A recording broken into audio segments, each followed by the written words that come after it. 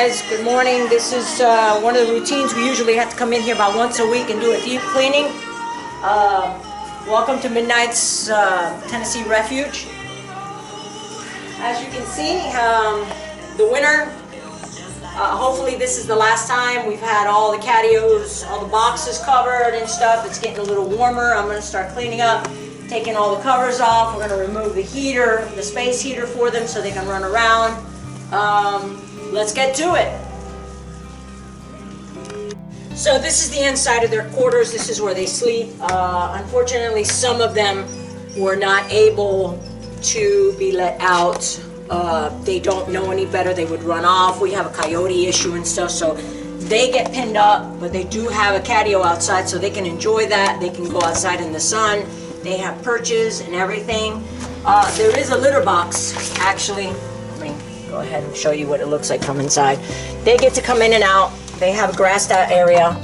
They have a fenced in catio, as you can see.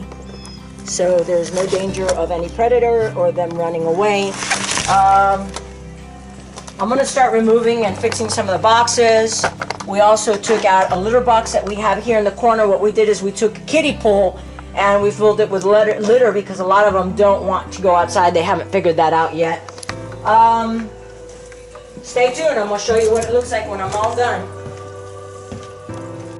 Hi guys, so this is usually where their indoor litter box is, the one that I had explained that it was a kiddie pool.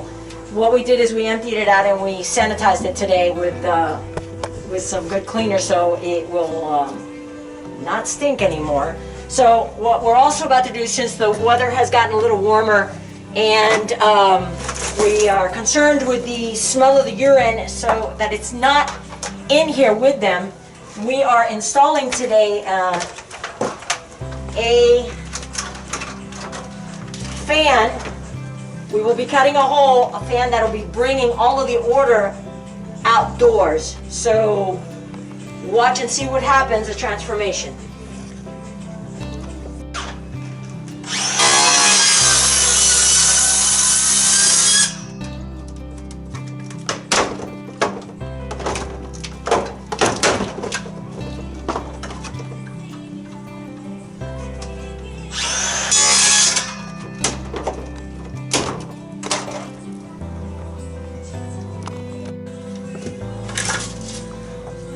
Alright folks, as you can see, we've made the hole,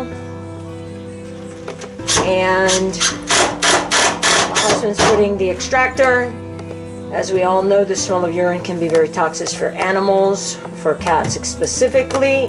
So since the warmer weather is starting to roll in, we've gone ahead and installed this to take all the excess smells out of the area where their litter box is going to be. We'll be cleaning up and putting everything back. Stay tuned.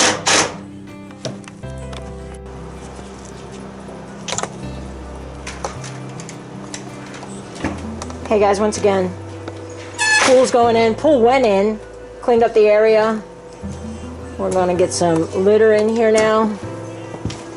For those kiddie poos that do not want to go outside, we give them the option to stay inside, especially when it was raining and snowing. This was always a great option.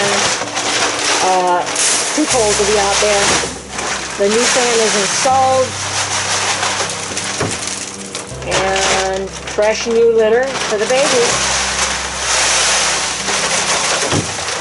Stay tuned.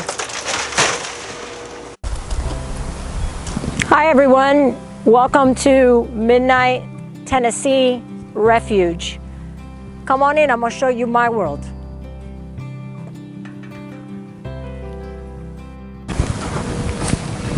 Hi, so let me tell you a little bit about us. I am a retired correction officer. In the system, while working there, we had quite a few cats that were my responsibility, and it was time for me to retire. So my husband and I moved up to Tennessee. We moved up to Tennessee. It was a long journey, and I decided that I could not leave my cats behind. So we actually made a deal once I left, the department gave me about a week for me to pick them up and bring them over here so that they will not be terminated. So my husband, while he was up here, started building this. We had basically 1 week to do this while I was down there. I had flown back down to pick them all up.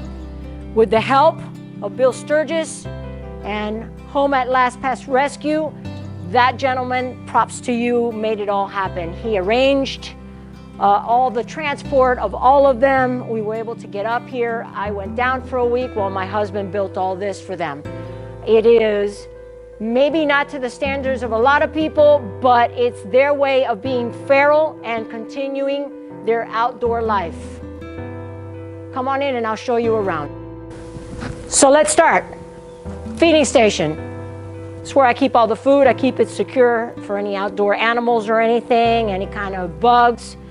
It's been kind of an issue lately trying to find food for them with the shortages. Sometimes we go an hour into the city. We try to hit all the Walmarts, any store that possibly can have it, because the food store shortage has become such an issue for the cats nowadays. Little area for me to work. Usually come in here about once a week and we do a deep cleaning, and this is where the guys are kept. Come on in.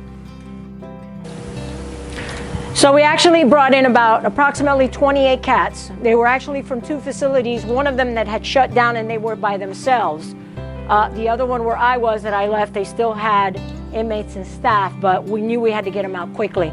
So what we've done, we've actually kind of perfected it a little more lately. We've raised their beds off the floor. We spray for any bugs or anything. We have heat lamps. Now, mind you, we came in pretty much November, so we've been here the whole time in Tennessee in the cold weather. So you can imagine Miami cats, 90-something degrees to sometimes it's been really, really cold. It snows and stuff. We have been able to put in barn heaters, as you can see. We've lowered them. When it gets very cold, we'll lower them so that they can have a heat. We have the heating lamps, everything on this side here. We've had actually like 3 or 4 heating lamps. We have purified water running at all times.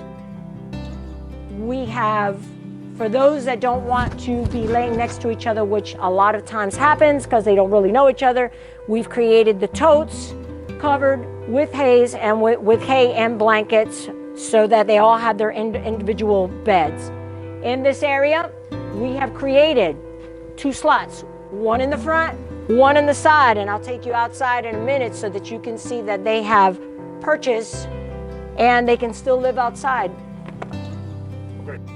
Before I take you outside and you can see their grassed-in area where it is all fenced in, this has become their litter box. For those are the ones that don't want to go outside for whatever reason, they still want to use the bathroom in here.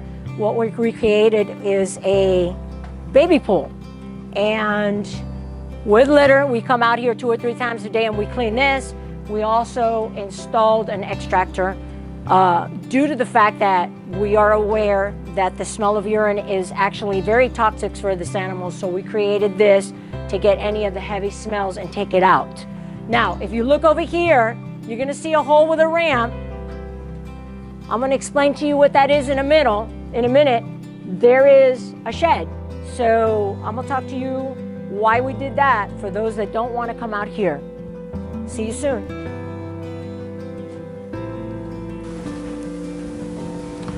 Hi guys, let me show you the other part of this rescue project. I went ahead and invested in a shed. Most people think I'm crazy, but they were worth it. That hole that you saw over here, there's a ramp. We created a ramp that goes into the shed. So there's still some felines that do not want to go in here.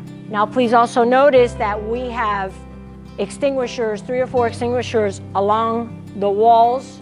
We've never had a problem. We are very careful with any flammables. And for those of you that seen this, also this is never unattended when it's on. When it's on, we are here and we do not leave it on the hay. So please don't be concerned about that. So the shed, for those that did not want to come out at any time, we've got this going on. So what they do is they sleep up there. We have about 7 of them that never wanted to come out. They just did not want to socialize, so we've left them up there until it's their time and they're ready to come down and enjoy the heat. But this was always an option.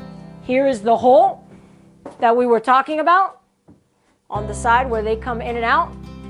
And as you see, there's somebody sleeping, enjoying the warmth right now.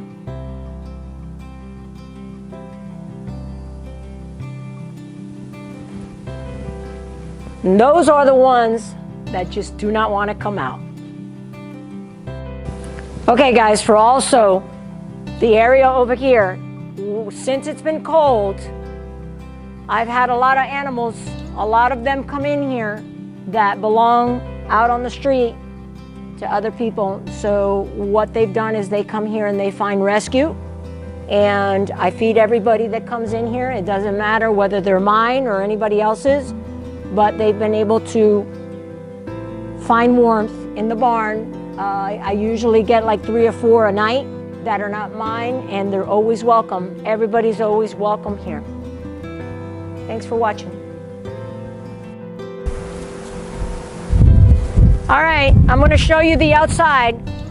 So that I told you, they always feel that they have a place like back home. What we've done is we created what we started with, a little piece, which was here when we first started, that we just had to hurry up and do something for them. As you can see, we have added, little by little, we've added another spot in the middle, and now we have, at the end of all this, we've opened it up and did a 2-story, so they have purchase looking over. It actually has a roof, so they can be out here, and if they want to sit on the little shelves, they do not get wet, and they get to enjoy what it is of what they used to be and where they used to be.